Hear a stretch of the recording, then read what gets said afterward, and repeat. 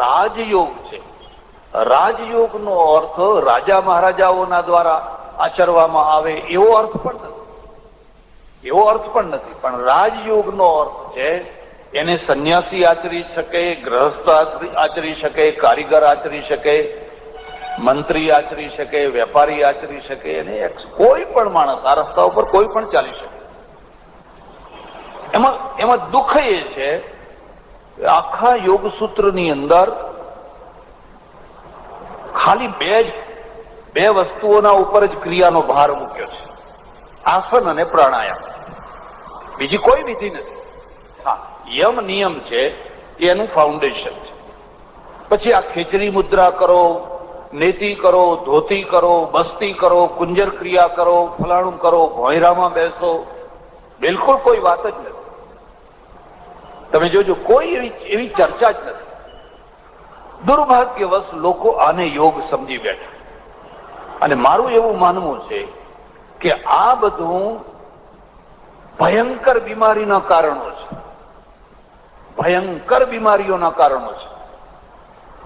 મારે પ્રાથમિક અવસ્થામાં એક બહુ સારા યોગી સાથે રહેવાનું થયું, ઘણો સમય રહેવાનું થયેલું. એ ઘણી બધી વાતો કરતા, ઘણી બધી વાતો મારા ગળે નહીં ઉતરેલી.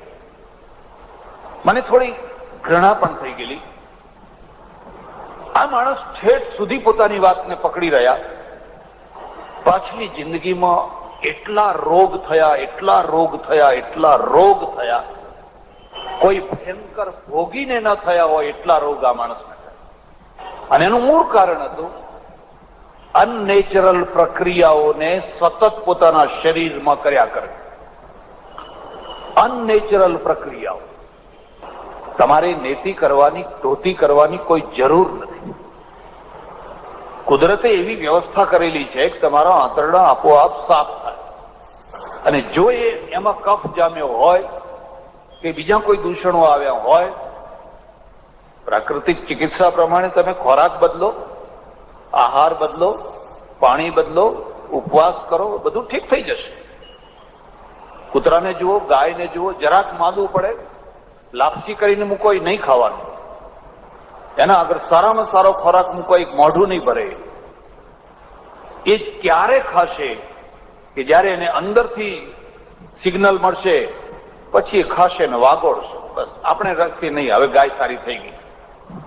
માણસની મુશ્કેલી એ છે કે એ અંદરના સિગ્નલની રાહ જોતો જ નથી.